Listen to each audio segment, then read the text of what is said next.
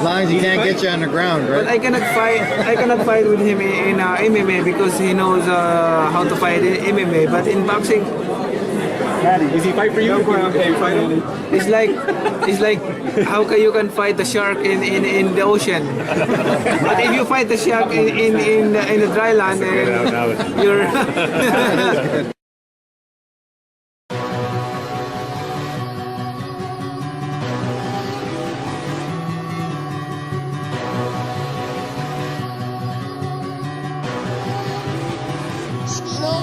No beats.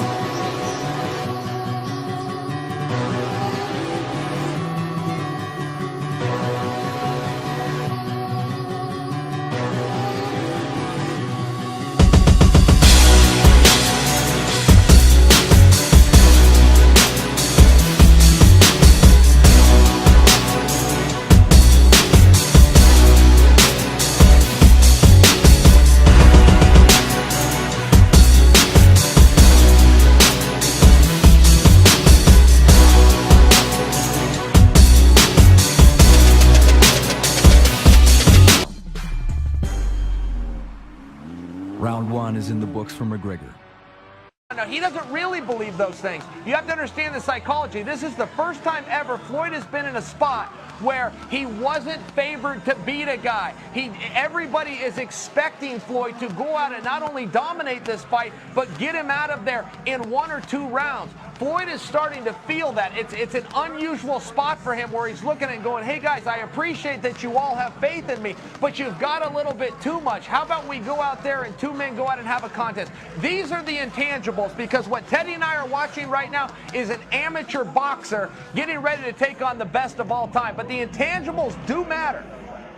That is a pretty stark characterization. An amateur boxer getting ready to take on a guy that could be 50-0 by the time the month is out. Alberto Komodo has been on the scene all day. We've moved to station 3. Couple action in the ring. Then we've hit the bag twice. He's there, boots on the ground. His eyes are closer than any of us. Brett, what are you seeing right now with your 2 eyes there? Yeah, from a technical standpoint, I think Chael and Teddy have really outlined a lot of what's going through my mind. I mean, obviously, one thing I told you, Zubin, is that I expected him to be in amazing shape, and I know that that's very, very crucial to him. I mean, that's been crucial really throughout his career, especially after he lost to Nate Diaz last year.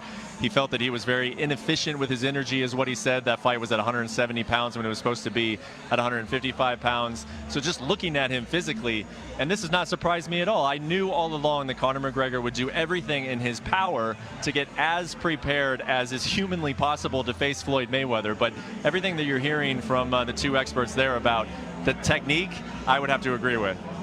Teddy, I want to ask you this because you have been in the corner. You have trained some of the guys that basically ate pressure for lunch, and Chael has talked about what a performer this guy is under pressure. For those of us that are just fans, that haven't been in the corner, that haven't been in the ring, can you explain the intangible of the mental side of something like this and the pressure with the world watching? Not the physical, the mental.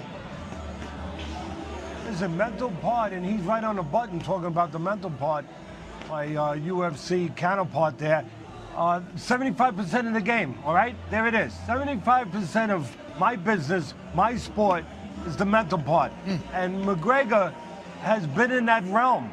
You know, he has been in that environment. He's been under the big lights. And the most important part, what does that mean mentally being right? What does that mean having the mental edge that you have to be a championship fighter in whatever, whether it's boxing or UFC? What it means is that you have to understand, you have to be able to push the wolf away from the door. The wolf of submission. The wolf of where you feel like breaking down. The wolf where you feel like giving in. Where you don't think that you can find the way. Where you start to make excuses. Where you're not reliable. Where you start to give in. Where the normal person, the person out there, the layman person, they can do that. They can give in.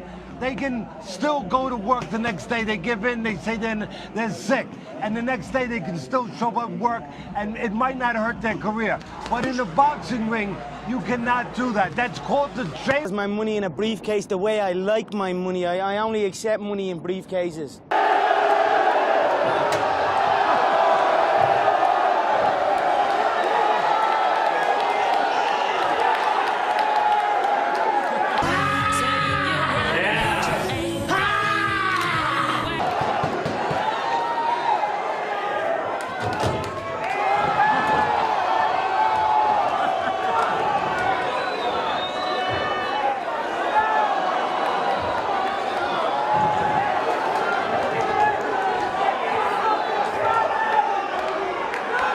Don't mess with that guy, yeah? Take a good look at him, and don't ever fucking mess with him.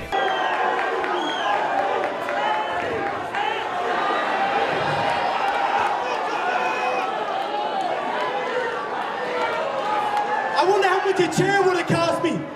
I said yesterday, the featherweights must beg now. They must beg for pardon, beg for forgiveness.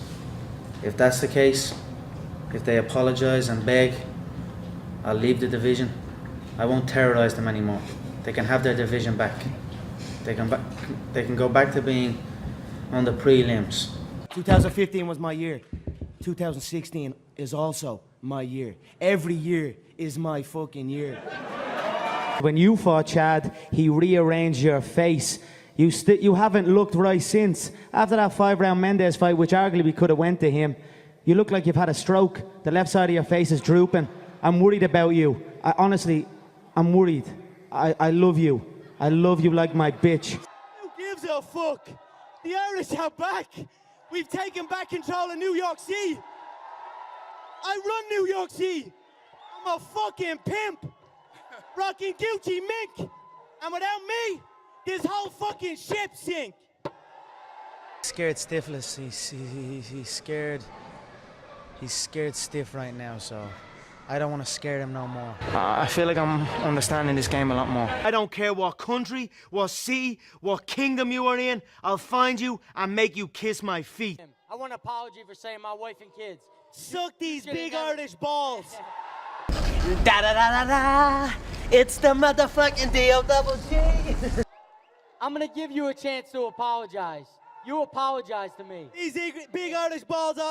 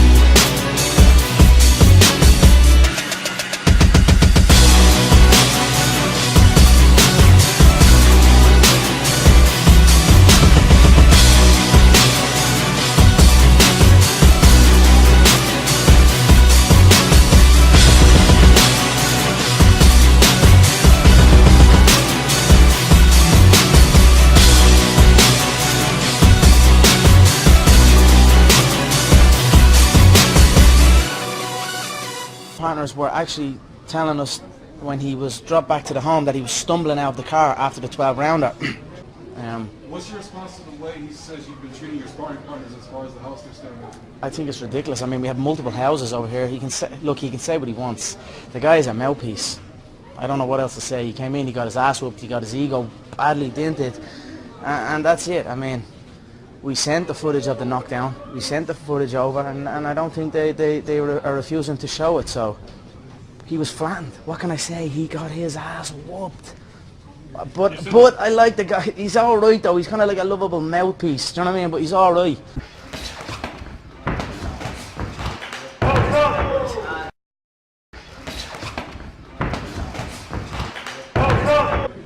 He was knocked down. He was flattened against the ropes. Multiple times the ropes kept him on his feet. We were worried about him. We thought the worst was that to happen. You know what I mean? He was certainly badly concussed. As far as the images that got leaked, let me clear this. I didn't leak no images. The image I leaked and the image I released, the only image I released was the original one where my hands were behind my back, and that was in response to the comment where he said, he went on a big quote, and one of the comments in the quote was, "I will beat him with one hand tied behind my back." So I released one picture with me whooping his ass with both hands.